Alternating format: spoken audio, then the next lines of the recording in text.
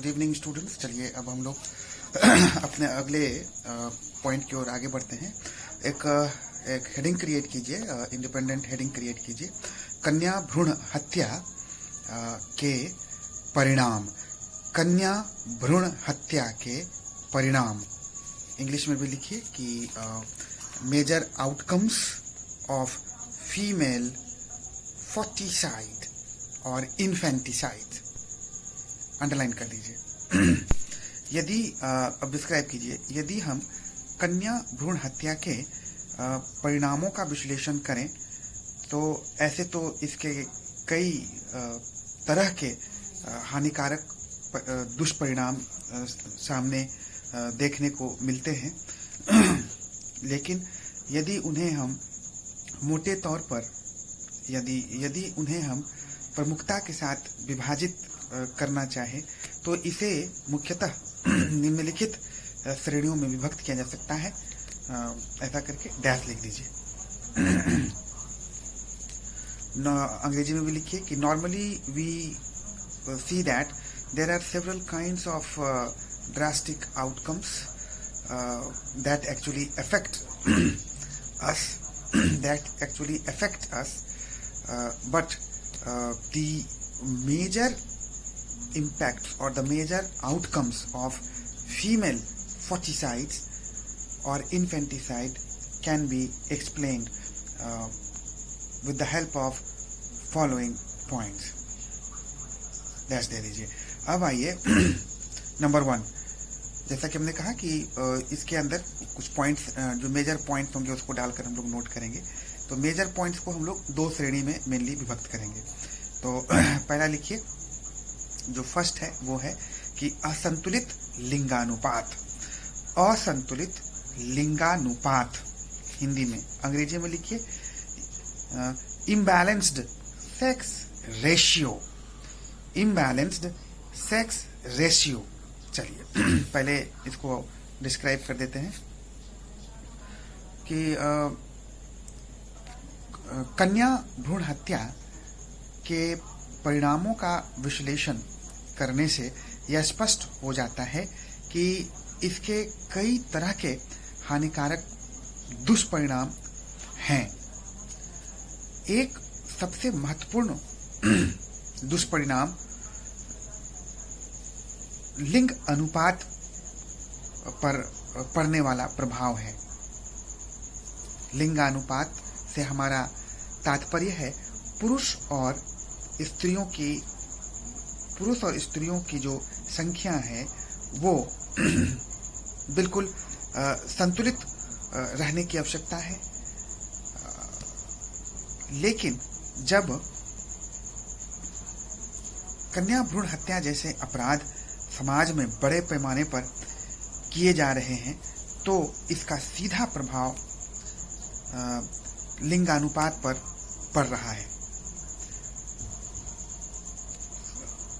विभिन्न प्रकार के सर्वेक्षणों ने यह स्पष्ट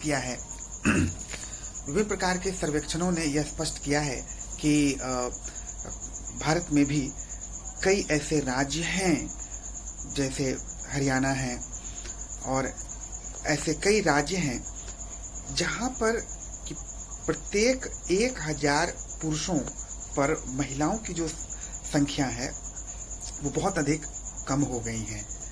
अर्थात 1000 पुरुष का सर्वेक्षण यदि करें तो सभी 1000 पुरुषों के लिए जो महिलाएं हैं उनकी संख्या कम गई हैं, वे उस अनुपात में मौजूद ही नहीं हैं। इस तरह के लिंगानुपात के कारण कई तरह की समस्याएं उत्पन्न हो रही हैं। ऐसा देखने को मिलता है कि समाज में असंतुलित लिंगानुपात की स्थिति उत्पन्न हो रही है, जिसके कारण कई तरह के हानिकारक दुष्परिणाम देखने को मिल रहे हैं। असंतुलित लिंगानुपात के कारण समाज में कई तरह के अपराधों को जन्म दिया जा रहा है, कई तरह के सामाजिक कुरीतियों को जन्म दिया जा रहा है, जिसके कारण समाज बुरी तरीके से प्रभावित हो रहा है। तो इस प्रकार हम ये समझ पाते हैं कि लिंगानुपात जो है वो पूरी तरह से असंतुलित हो जाता है, जिसके कारण जो जनसंख्या की जो वृद्धि है वो असंतुलित होती है और एक समय के बाद जनसंख्या पर इसका बहुत ही बुरा प्रभाव पड़ने लग जाता है। तो इस प्रकार से हम देखते हैं कि कन्या भ्रूण हत्या जो कि लिंगानुपात को बुरी तरीके से प्रभावित करता है, जिसके कारण अंततः जनसंख्या की जो वृद्धि है वो बहुत बुरी तरीके से प्रभावित हो जाती है। चलिए इसको अंग्रेजी में भी समझ लीजिए कि normally we find that there are so many kinds of outcomes that we normally experience due to female foeticide or infanticide. But the major outcome, the major drastic impact is on sex ratio. The sex ratio is the ratio of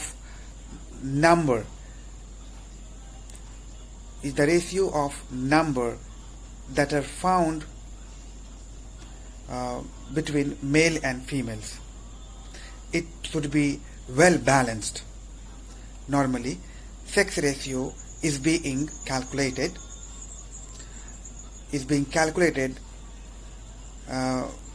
with a specific method.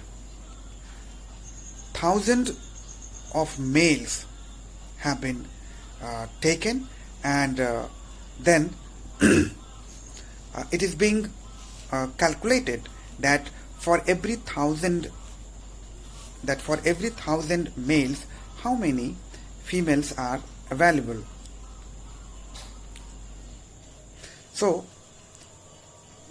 when the incidence of female foeticide is being increased in our society, we find that the sex ratio gets severely affected.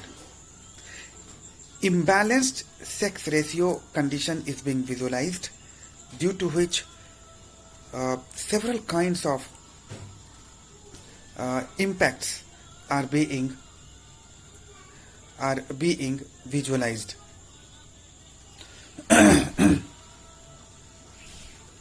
We normally see that in our country there are several states where for example Haryana and many more. Here in this specific state, we find that number of females are not in appropriate condition. For every 1,000 males, ऐसे लिखिए, for 1,000 males, 1,000 females are not available to marry. So we see that imbalanced sex ratio condition is prevailing. Due to this kind of impact, the population growth also gets highly affected, because only females have the power or the efficiency to give birth. So when their numbers are being controlled, when they are being killed, then ultimately it affects the growth of the population at the end. So we can realize how drastic impact is. तो इस प्रकार से हम लोग जो है इसको study पहला पॉइंट जो हम लोगों ने डाला है उसके अंदर ये सारी बातों को डिस्कस कर लेंगे। चलिए एक पॉइंट इसमें और डालिए परिणाम के अंदर, चूंकि हम लोग लिखिए दूसरा हिंदी में सामाजिक संरचना का ध्वस्त होना। सामाजिक संरचना का ध्वस्त होना, अंग्रेजी में लिखिए destruction of social structure. Destruction of social structure. चलिए इसको देखिए, इसमें कैसे डिस्क्राइब करेंगे उसको भी समझते चलिए। जब समाज में महिलाओं की संख्या पुरुषों के अनुपात में कम हो जाती है तो इसका बड़ा ही नकारात्मक प्रभाव सामाजिक संरचना पर पड़ता है। समाज का निर्माण व्यक्तियों से होता है। समाज पुरुष और स्त्री दोनों के कारण ही अस्तित्व में है। यदि पुरुष और स्त्री की सहभागिता समान रूप से नहीं होगी तो किसी भी आदर्श समाज की स्थापना संभव नहीं हो पाएगी। आदर्श समाज के निर्माण के लिए पुरुषों और स्त्रियों की सहभागिता समान रूप से होनी आवश्यक है, किंतु कन्या भ्रूण हत्या जैसे अपराध के बढ़ने से समाज में पुरुषों की संख्या बढ़ती है और स्त्रियों की संख्या उस अनुपात में नहीं बढ़ पाती, जो कि अंततः कई तरह के आपराधिक घटनाओं को जन्म देती हैं। सामाजिक संरचना पूरी तरह से चरमरा सी जाती है। सामाजिक गतिविधियां प्रभावित होती हैं। समाज की संरचना बिल्कुल ध्वस्त होती हुई नजर आने लगती है।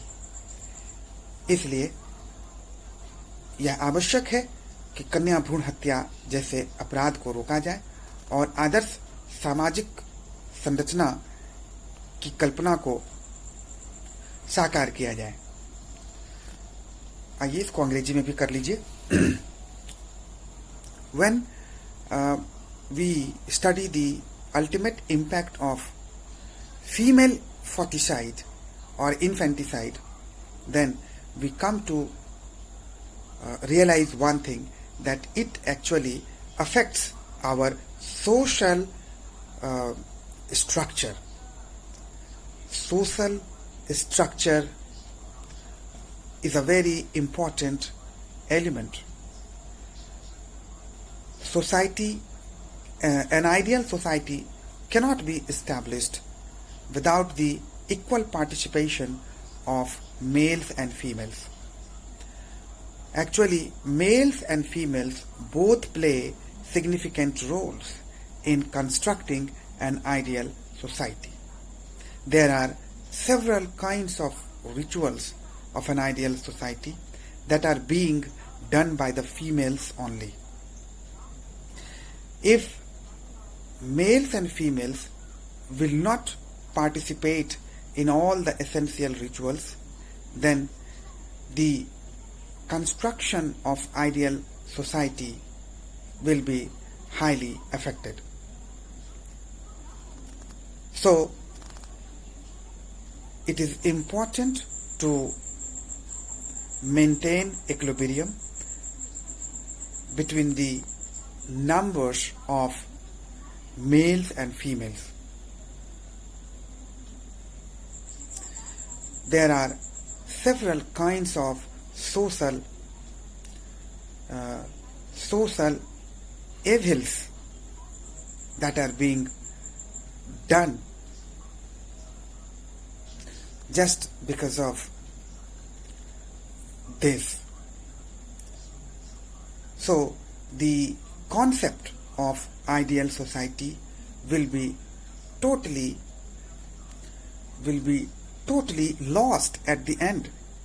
So if we want to have an ideal social structure, then we will have to protect our females, we will have to protect their numbers ideally. तो इस प्रकार से जो है हम लोग डिस्कस कर लेंगे इसका जो आउटकम है, उसके अंदर मेनली इसी 2 पॉइंट के अंदर रखेंगे। चलिए अब आइए सजेशंस, हेडिंग बनाइएगा कन्या भ्रूण हत्या को रोकने के लिए कुछ महत्वपूर्ण सुझाव, सम इम्पोर्टेंट सजेशंस। चलिए अंडरलाइन कर दीजिए, सम इम्पोर्टेंट सजेशंस करके अंडरलाइन कीजिए, और हिंदी में कन्या भ्रूण हत्या को रोकने के कुछ महत्वपूर्ण उपाय। चलिए ये इस प्रकार हैं, डैश दीजिए। नंबर 1, कन्या भ्रूण हत्या को रोकने के लिए यह आवश्यक है कि जन जन को जागरूक बनाया जाए और उन्हें यह बताया जाए कि पुरुष और स्त्री ये दोनों आवश्यक हैं। इन दोनों की क्षमताओं में कोई अंतर नहीं पाया जाता, इसलिए इन दोनों को महत्व देना महत्वपूर्ण है। पहला पॉइंट लिख लीजिए। It is very important to make the people aware that both males and females are important for our society, because without their participation,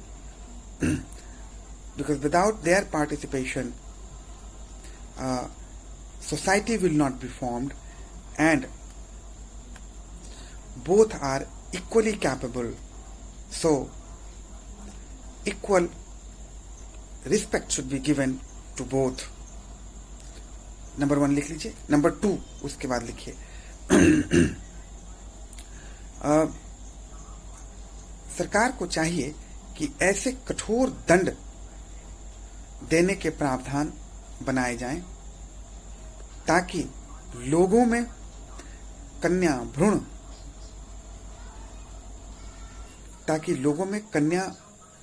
भ्रूण हत्या करने से पहले भय व्याप्त हो और वे इस अपराध को करने से बच जाएं। Very severe punishment should be given to the people who are indulged in female foeticide, so that they can be protected at last. Number 3 कीजिए। ऐसे लोग जो कन्या भ्रूण हत्या में संलिप्त पाए जाते हैं, उनका सामाजिक बहिष्कार किया जाना चाहिए। It should be investigated that who are those people who remain indulged in doing female foeticide or infanticide, and they must be punished severely, and they should not be allowed to live in society. अगला point लिखिए। प्रत्येक व्यक्ति को यह जानकारी प्रदान की जानी चाहिए कि किस तरह के कानून इस तरह के अपराध को रोकने के लिए बनाए गए हैं और कैसे उनकी सहभागिता से बनाए गए कानून को और भी सख्ती से लागू किया जा सकेगा। People should be made aware about all the made legal rules and regulations to eradicate such things by giving all such valid information to the common people. They should be provoked to participate actively so that female foeticides can be controlled completely. अगला point लिखिए। ऐसे प्रयास किए जाने चाहिए कि बनाए गए कानून का क्रियान्वयन आदर्श ढंग से हो। All the efforts should be made so that the rules and regulations can be implemented well. ऐसा करके हम लोग सजेशन में डालेंगे। चलिए अब आइए कंक्लूजन डालते हैं। कंक्लूजन, निष्कर्ष लिखिए। निष्कर्ष, after discussing the concept of female foeticide and the major reasons and outcomes of this specific event, of this specific social evil, now we can say that it is high time to control, because if female ferticide or infanticide kind of things will not be controlled sincerely or ideally, then everything will be lost. Our social structure will be completely damaged, and social structure will be completely damaged.